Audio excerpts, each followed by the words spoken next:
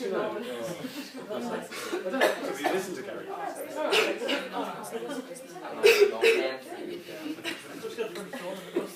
you being serious about it?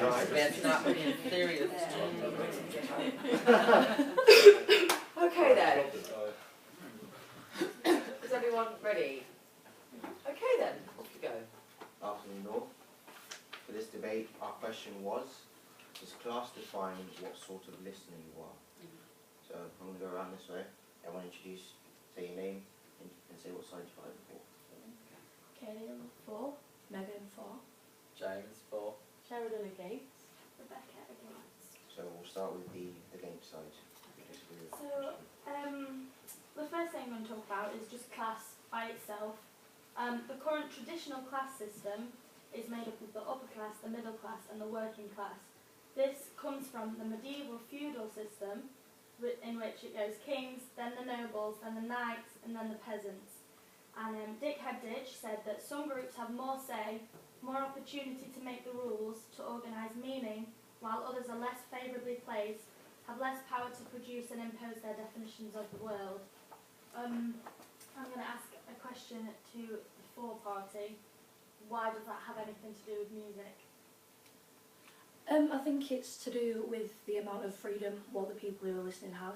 For example, kind of like those of a higher status have more power over those of a lower status, therefore have control of what they listen to. I think this goes back to the idea that the government nowadays are stopping art funding, so they're stopping people of a lower class seeking higher elite forms of art forms, so for example opera. But does that mean it's still unavailable to those of a lower class? Well, it's kind of stopping new forms coming out for lower classes to look at. Or, for example, in the postmodern era, opera is now diluted to being formed on ITV, having pop stars performing opera, which is totally barbaric, to be honest. So, James, what do you think for? Why do you agree with this question? Well, like with the point that was just raised, I think that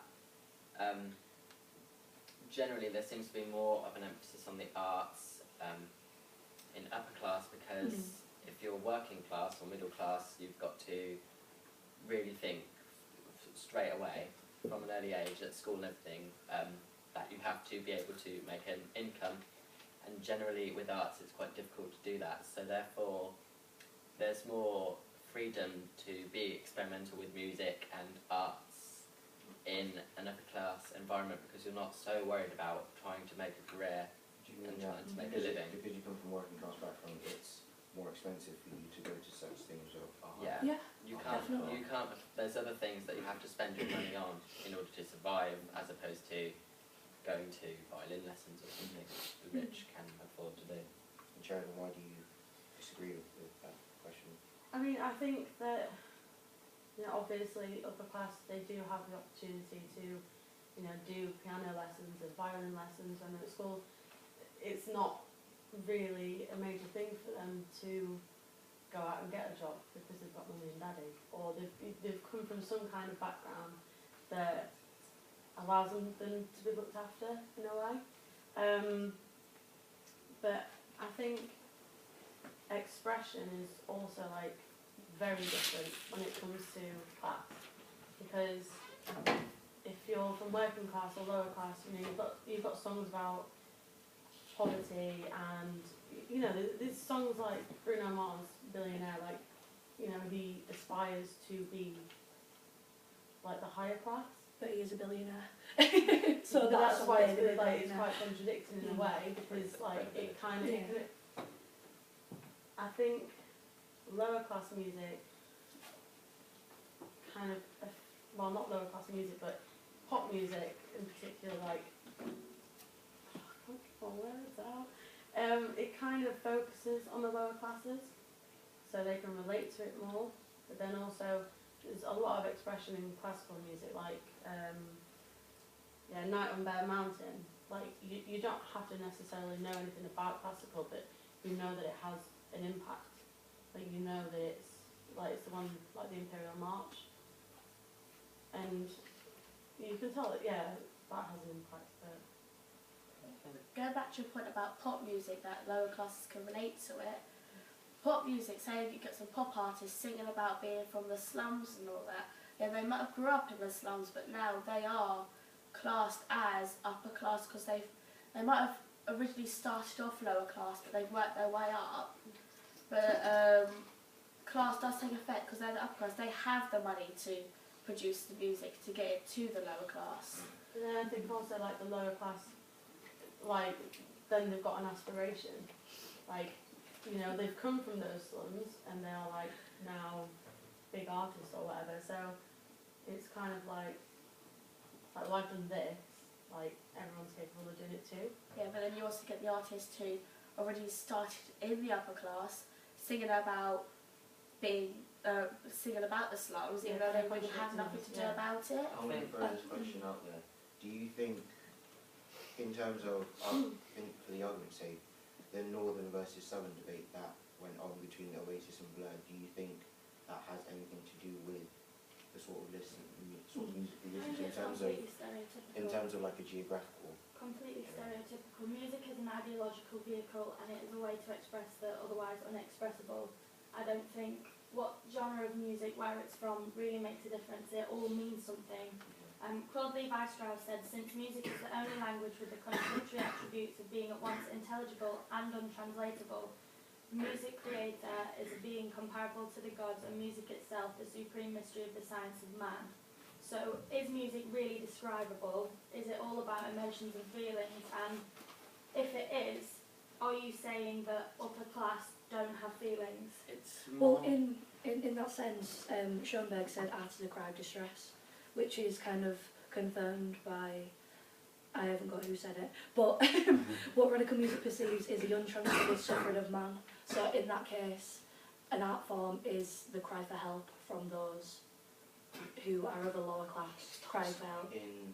Tolstoy. In addition to what you just said, a writer for The Guardian, just keep that in mind, he worked for The Guardian, he said that a high culture is a self-consciousness of a society. It contains a work of arts, literature, scholarship and philosophy that establish a shared frame of reference among educated people. So from my personal perspective, I think he was basically trying to say that if you come from a working class background or you're a sort of working class listener, you can't achieve that sort of status. You don't have the same appreciation for such arts and literature because of where you are.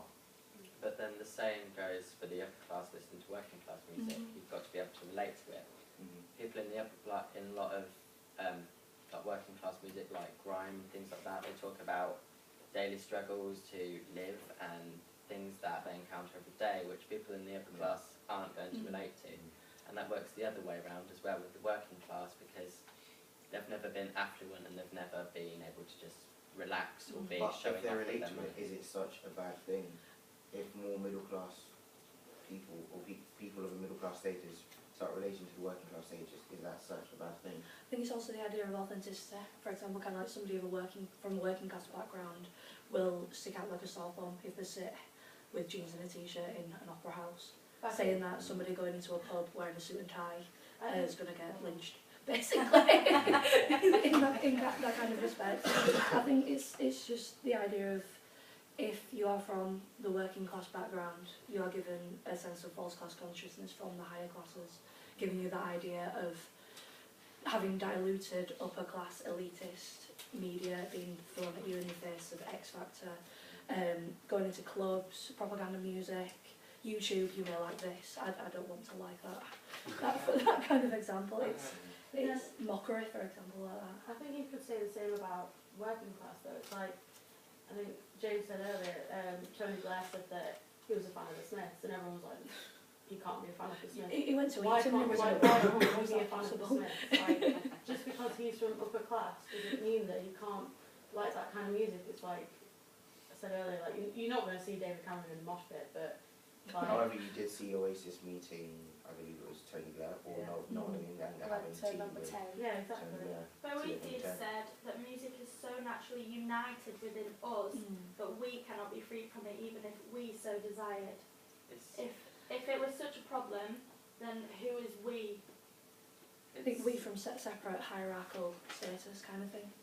For example, kind of like the punks they, well, as Dorian Lynskey said, sharpened the claws and Margaret Thatcher took power over a generation of musicians ready to bounce. And that's happening now. You know, there's more political media out there, more political art forms, political songs, and that's why the government are now cancelling arts funding, taking arts out of school to stop people from a working class rising up against those and having an artistic direction in that sense. Does all that have anything to do with what sort of listeners there are? Because I mean, there's expert listeners, good listeners, cultural listeners, and emotional listeners. Does it depend on what genre of music that we listen to, that what we are? There's a quote by Jay Mowat, and it said about listeners regress to a point where they will not listen to what is unrecognisable without protecting themselves with an inoculation of the exotic. And I think what he's trying to say is that, I know what he's trying to say, but now I The can't fear of say it. persecution, isn't it? It's, yeah, you've got to, it's like, you're from that certain demographic, and if, like, you're trying to stay, it's about keeping appearances and staying part of the group and not causing too much of a fuss. And a hassle to like those who believe they are. It's like what James was saying about how staying in your groups. You said like upper middle working class. We have the government, for example, are upper class, and the government have laws to keep everyone else in check. So, but then again, with like music now becoming more rebellious, with like club scenes where you see all different classes mixing together, acting against what the government want as a society to do. But what does that have to do with what sort of listener you are? I think the idea of listeners is the amount of what we are allowed to listen to, Yeah. and what our class defines is okay to listen to. Well, you strip it back down to what it actually is. You tell me what you consider the difference between them. If you came from a working class background and had no form of training whatsoever, that would basically look like Chinese on a But stage both to would. me. So would the popular music. That would look like Chinese as much as that. Yeah. We're saying that if you listen to Which one's something, then it's which? more easier to work out That the one's melody the rather than classical, read it from a classical piece of play. music. But if you're from an upper class background, you've probably had some training so you could read Yeah. that there, but it's more It's like the accessible. idea of So is having. this. It's like the idea of having Shakespeare Yeah, in but- school. You can You can watch- access you this can watch on the iTunes. You can access this on iTunes. You can read this music. You can read this music. But from a working class background, you're more likely to listen to the song and get the melody from the song rather than reading the music and taking that time to listen to the Going music. back to what you said about The Shakespeare. Shakespeare played and wrote for the London Mob, and The Magic Flute was premiered in the music hall. Yeah, but he was not from a working class background. He could read and write, which was kind of odd in those kind of days because it was the working class who couldn't read, couldn't write, But didn't have any nowadays power, it's didn't have more any popular- knowledge it's more because they popular couldn't go to for- school and couldn't afford to go to school. It's more popular for the working class to appeal to Shakespeare now because they can relate to. Yeah, because They it's relate dumbed to down their on own films. I'm sorry, I am a fan of Baz Luhrmann, but the fact that it is put out there for the working class for that, for them to understand, instead of picking up a book and reading like I think that. when it comes to interaction with music, it's not really about the music because anyone can listen to classical and go, that's beautiful music, but it's about the message that it's giving, and it seems to be, if you're from an upper class background, because they're usually quite happy with the way things are at the moment because they've got all the money and all the power, they don't want to, they'll only really pay any attention to anything that's working class once it becomes part of the musical canon, for Yeah. example. Punk, when it loses its power. Can I have a summarising point from this side and a summarising point from this side? So, Do you want to Um, go I guess first. Well, Arnold Bentley said that music is for every child and every child for music. I think it starts from very early on, and you know now everybody can go into education, like maybe not university and things like that, but like music is something like no matter what class you come from, nobody can take it away from you. So like I agree with a lot of your points, but then also I agree with mine. So. Take. As well as with, in popular music, the main topics that are covered are death, love, sex, money,